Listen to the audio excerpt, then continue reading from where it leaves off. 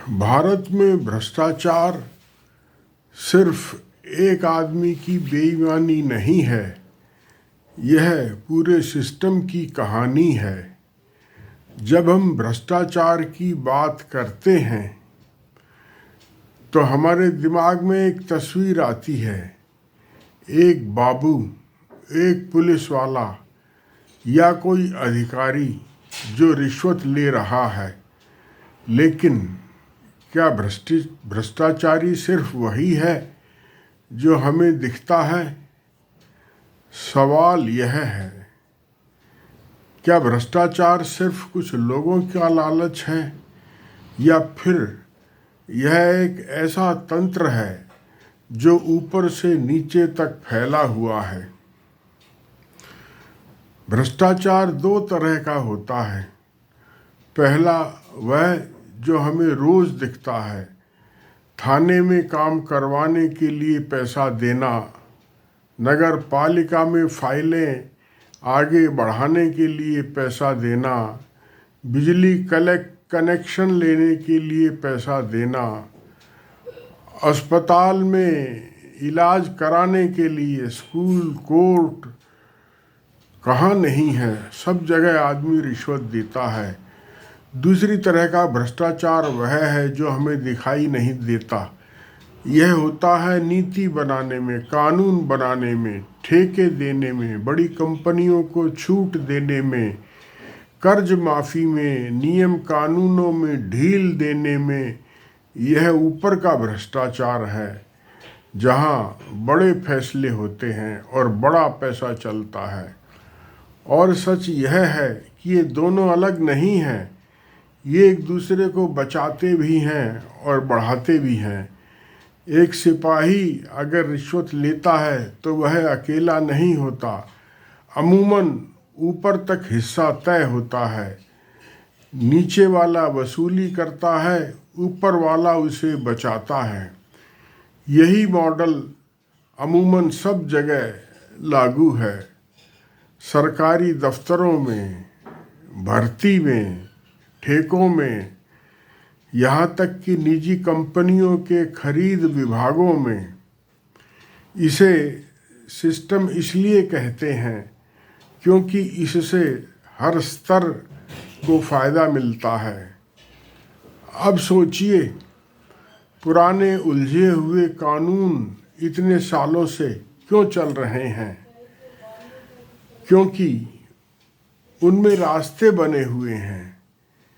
वकील जानते हैं उनमें से कैसे निकलना है, अफसर जानते हैं कहाँ ढील देने से पैसा बन सकता है, और ताकतवर लोग जानते हैं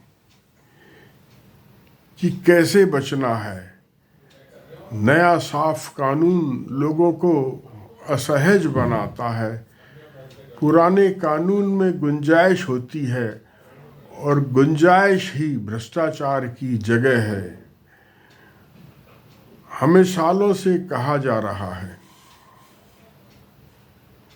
देश का विकास होगा तो पैसा नीचे गरीबों तक अपने आप पहुंच जाएगा। लेकिन रास्ते में ही भ्रष्टाचार से पैसा रुक जाए तो नीचे क्या पहुंचेगा?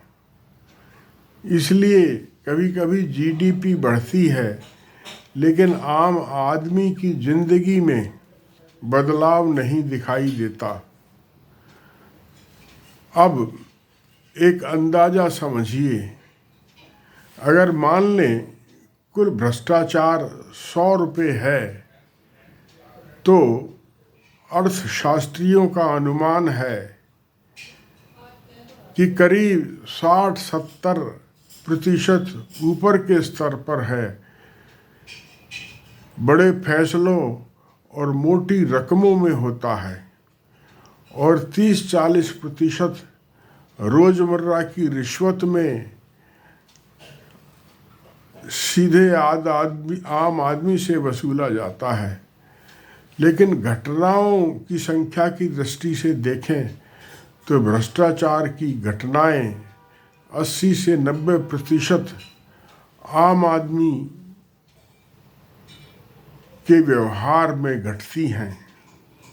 इसलिए उसे लगता है समस्या सिर्फ नीचे है। असल में समस्या दो हिस्सों में है, नीचे दिखने वाला और ऊपर छुपा हुआ।